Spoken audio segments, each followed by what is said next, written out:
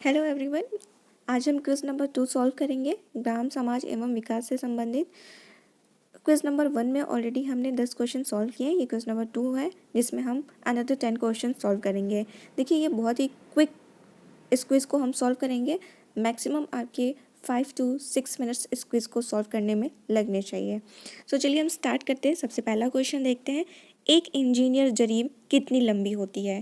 देखिए जिनको नहीं पता कि जरीब क्या होता है, तो जरीब जो होता है एक प्रकार की चेन होती है। आप ऐसा समझिए, एक प्रकार की चेन होती है जो कि आयरन या फिर स्टील वगैरह की बनी होती है और ये लंबाई नापने के काम में आती है।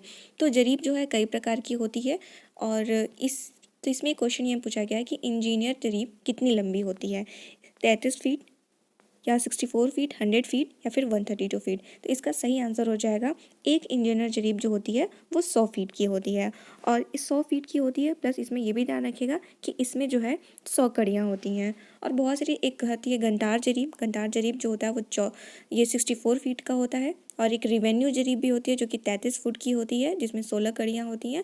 और एक मीटर जरीब भी होता है। मीटर जरीब जो होता है वो 20 या 30 मीटर का होता है, जिसमें 100 कड़ियाँ होती हैं। ये चीज़ ध्यान रखिएगा।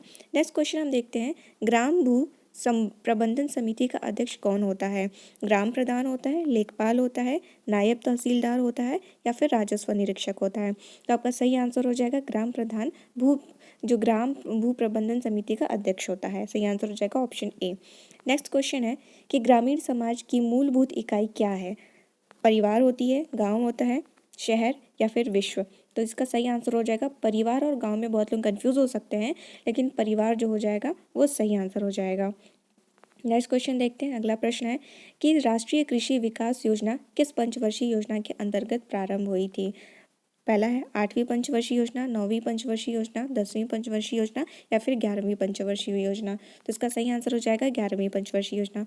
अगला प्रश्न देखते हैं कि स्टैंड अप इंडिया की शुरुआत कब हुई थी। स्टैंड अप इंडिया को आप स्टार्टअप इंडिया से कंफ्यूज मत होइएगा, दोनों ही अलग अलग हैं।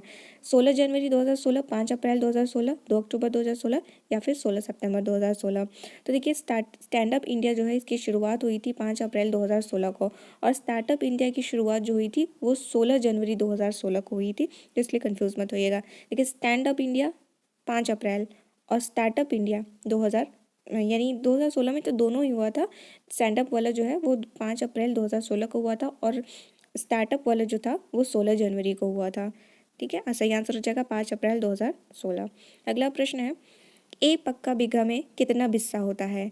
तो पहला है ऑप्शन 10 बिस्सा, 20 बिस्सा, 30 बिस्सा या फिर 40 बिस्सा। तो आपका सही आंसर हो जाएगा एक पक्का बीघा में जो है 20 बिस्सा होता है।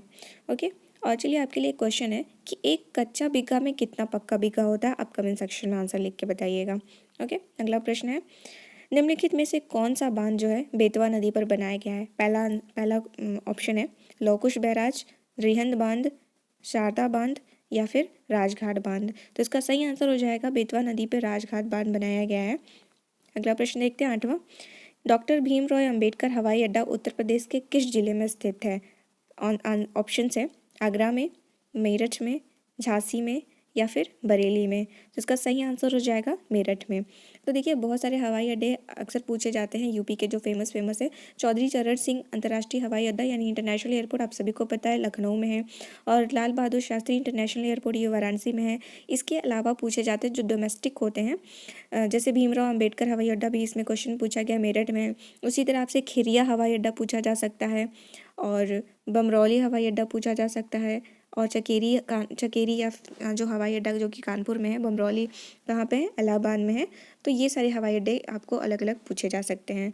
अगला प्रश्न 9वां हम देखते हैं। अगला है कि सेह मेड़ा क्या है। तो सेह मेड़ा आपसे पूछा जा सकता है वह कोना जहाँ खेत की दो मेड़ें मिलती हैं। मेड़ आप जानते हो ना, जैसे खेतों में जब आप चलते हो तो उस पर मेड़ पे चलते हो, तो वो उन्हीं को हम कहा गया है कि जहाँ दो मेड़ें मिलती हैं उसे सेह मेड़ा कहते हैं। या फिर वह कोना जहाँ खेतों की 3 मेड़ें मिलती हैं, या फिर वह कोना जहाँ खेतों की 4 मेड़ें मिलती हैं या फिर 5 मेड़ें मिलती हैं। तो देखिए सेह मेड़ा जो होता है जहाँ खेतों में 3 मेड़ें जहाँ पे मिलती है उसे हम कहते हैं सेह मेड़ा। ओके, तो आपके लिए ये हो जाएगा कि 2 मेड़े जहाँ मिलते हैं उसको क्या कहते हैं, 2 मेड़े जहाँ मिलते हैं उसको हम 2 मेड़ा कहते हैं। और जहाँ 4 मिलते हैं उसको हम कहते हैं चौमेड़ा। तो 2 और चौमेड़ा इसमें तो आप पकड़ लोगे कि दो मेड़ा में दो मेड़े मिलती होंगी, चौमेड़ा में चार मेड़े मिलती होंगी, लेकिन ये जो सेह मेड़ा है ये थोड़ा अलग सा हो जाता है। यहाँ जो है 3 मेड़े मिलती हैं, इसलिए मैंने इसको क्वेश्चन में डाला है। I hope you will understand. Next last question है कि जमरार बांध परियोजना किस जनपद में है। तो जो है जमरार बांध परियोजना आपको ऑप्शन में है ललितपुर, झांसी, जालौन या फिर कानपुर। तो सही आंसर हो जाएगा ललितपुर। देखिए ललितपुर में बहुत सारे बांध बनाए गए हैं, जैसे हो जाएगा उटारी बांध हो गया, लोअर रोहिणी बांध हो गया, ये सारे बांध जो है वो ललितपुर में है। और देखिए आपके लिए एक प्रश्न है कि चौधरी चरण सिंह जमनिया पंप नहर जो है वो किस जनपद में है, आपको ये कमेंट सेक्शन में बताना है। तो वैसे क्वेश्चन नंबर 10 का आंसर हो जाएगा ललितपुर। सो दैट्स इट, ये था क्विज़ नंबर 2। आई होप आपको ये क्विज़ अच्छा लगा होगा। अगर आपको ये ऐसी क्विज़ जो है मैं आपको, अगर आप ये चाहते हो कि ये जो क्विज़ वाला 10 क्वेश्चन मैं करा रही हूँ ये मैं कंटिन्यू रखूँ, तो आप कमेंट सेक्शन में लिखना कि ठीक है मैं इसे कंटिन्यू रखूँ। अदरवाइज़ मैं इसे, जब किसी को कोई फ़ायदा नहीं होगा तो मुझे ये क्विज़ कंटिन्यू करने का कोई फ़ायदा नहीं है। So thank you for watching. अगर आपको ये क्विज़ अच्छा लगा हो तो लाइक करिएगा एंड चैनल को सब्सक्राइब करना मत भूलिएगा।